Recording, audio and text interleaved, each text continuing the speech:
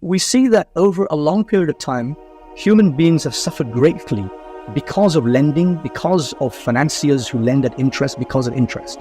It's a great evil that's been recognized for thousands of years. And it's really in the last 100 years that it's accelerated beyond all recognition. So we now have a situation where, as you said, young people can't afford to buy a house. In my parents' day, one person in the household was the breadwinner. The father earned, the mother brought up the children, and households were able to afford their monthly bill. And I'm talking obviously about the developed world because there are different models there compared to the rest of the world. But certainly in the developed world, they were one-income households. And then over time, over the last 50 years, they become dual income and even more people in the household earning money just to keep afloat. Why is that? Because they're all servicing debt. Why are they servicing debt? Because we have cheap money. How do we have cheap money? Well, in 1933, President Roosevelt expropriated gold of U.S. citizens. And essentially this was a form of theft.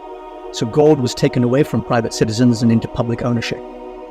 And then in 1971, there was the final nail in the coffin of sound money, which is when Nixon removed the gold peg that underpinned the US dollar.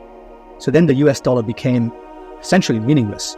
The dollar became a fiat currency. Fiat means by decree. Something is decreed to be currency by a government. So all money that we use in the modern world, whether it's euro, yen, rupee, dirham, pound, dollar, these are all fiat currencies. Governments say this is the currency. What does it mean when you remove a gold peg from a currency? It's no longer backed by anything that has value. And now the dollar can be whatever the government deems it to be. So if the government keeps on printing new money, and sometimes they give it fancy names like quantitative easing, but essentially it's printing money. As long as they keep printing money, they are inflating the money supply. When you inflate the money supply, you flood the market with new dollars. What does that mean? Each dollar is worth a little less. Every new dollar that comes into circulation, you've reduced the value of dollars. You've diluted the value of dollars.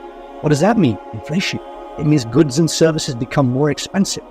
They become so vastly more expensive that now you need two people in the household to support a family's expenses, not one. Now young people can't afford to get on the housing ladder because houses have become so expensive, inflated by cheap debt that makes them more and more expensive because rich people can borrow more debt. This is the irony, right? If you're poor, you can't afford to borrow debt. It'll cost you too much. If you're rich, you can borrow as much as you want, right? And the housing stock has inflated in value because of inflation. It's a double whammy. So now you have the stock of housing is just too expensive for young people to get on the ladder. And it's a never-ending crisis. Eventually, there'll be another crash. This is what happens with fiat money and financialization. More debt, more cheap money, more inflation, another crash. Go back to the beginning. More debt, more cheap money, more inflation, crash. Borrow, spend, consume, borrow, spend, consume. This is the cycle that we now live in for the past, since the 1980s at least. Financialization is an evil, right? And I say this as a former investment banker. I come from that background. I'm an insider. I know exactly how it works. And I'm telling you that I thought that I could change it from within that environment, but it is just fundamentally rotten to the core.